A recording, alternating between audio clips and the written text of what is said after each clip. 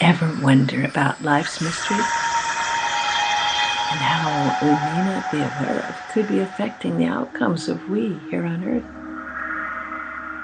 With permission from Dr. Paul Leon Masters, founder of the University of Sedona, I'd like to share with you one of his mystical insights. Dr. Masters' mystical insights are based on over 50 years of consciousness research with thousands of his students. Today's subject's based on his conclusions after half a century of research. The subject is on the effectiveness and non-effectiveness of spiritual practices. Do prayers, visualizations, affirmations, and other spiritual practices really work? Or if they only work sometimes, why? The question is asked repeatedly by many, those who ask for prayer, and those who pray or use some other spiritual practice for themselves or others. With the progression in spiritual awakening, the answers change. As an example, in the old-time basic fundamentalist religion, prayer for most is a pleading, begging, or hoping for some desired result. As a person moves in spiritual awareness to a higher plane of consciousness or understanding, such as that of New Thought or basic metaphysics, the pleading and begging sees in prayer becomes an affirming that through God's power, the desired effect is already so. The question then becomes, which is most effective, old-fashioned prayer or newer New Thought prayer? If the truth be told, both can be effective and at least give the illusion of effectiveness to one's personal perception. Or on the other hand, whether one uses traditional, New Thought, or any other spiritual practice, the results can prove to be ineffective. Why is this? Does God favor one person or religion over another? The answer found in all results is that God has no favorites. Why then? For a moment, become reflective and ask yourself this question. What if every prayer was answered favorably and every other form of spiritual practice brought about the requested result? Keep also in mind that the initiation of most spiritual practices is for the betterment of one's own condition in some way, without thought of others. During such times, the false personal sense of ego identity with limited awareness attempts to influence God as to what to do. If everyone received exactly what was prayed for, visualized, or affirmed for, would humankind then live in a perfect world? Whether individuals engage in any spiritual practices for the good of one person, or even for the entirety of creation, they still do not even begin to have the awareness necessary concerning the final result.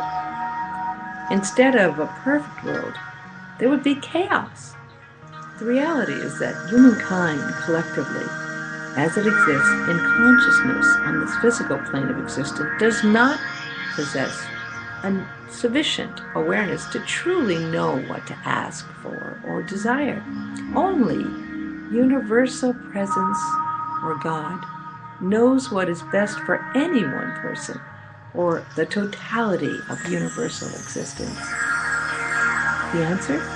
From God's vantage point within the innermost consciousness of every soul, universal presence knows when to respond and when not to, which is, in itself, a response. At all times, God, or universal presence, knows what is best for the individual soul's eternal existence and for all souls manifesting collectively as humanity on the physical earth plane of existence. Universal consciousness, presence, or God, as creator and sustainer, recognizes that all that is taking place everywhere must be in harmony and balance on a universal scale. Without harmony and balance, as previously stated, chaos would ensue throughout the physical and other dimensional universe. To grant the requested results to everyone who used some manner of spiritual practice to bring about some desired result without awareness of how such a result would set up a universal chain reaction would be pure folly.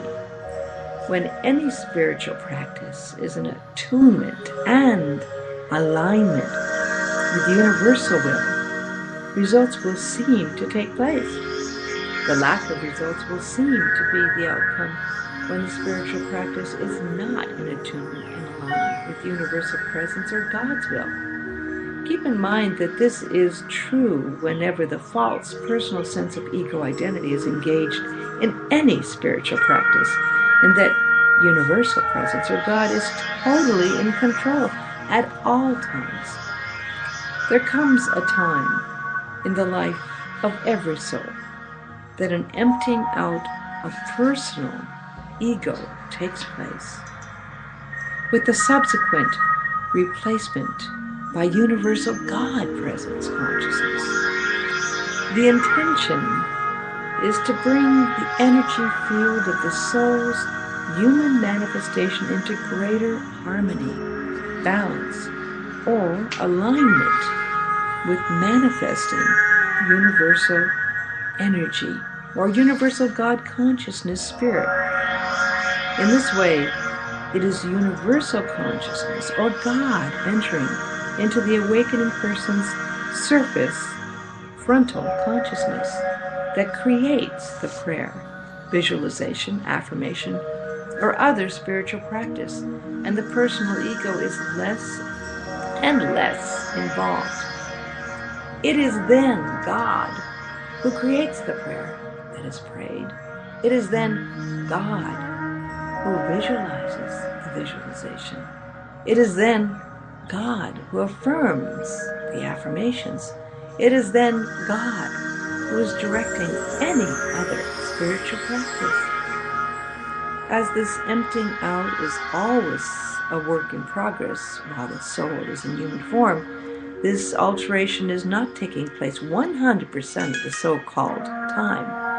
Occasionally, because of the illusions of sense perceptions, the false personal ego might appear to be in control. But as universal awareness, Christ-mindedness, or its equivalent gains more control, those momentary lapses become fewer.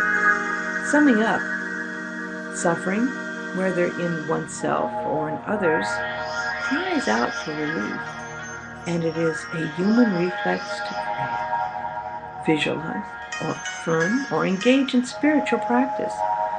Eventually, the suffering will subside, whether by healing or seeming death, soul transition. In the interim, chaos is avoided, and universal existence is saved. The soul, as a result, enjoys the beauty of harmony and balance within itself and all that surrounds it.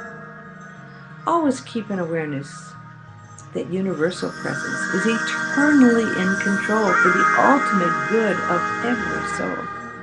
And so, what will be because it already is. Dr. Paul Masters. We will be presenting more of Dr. Masters' mystical insights on the station KUOSFM.com every week. For more free complimentary lectures and insights, click on to the University of Sedona's website at universityofsedona.com.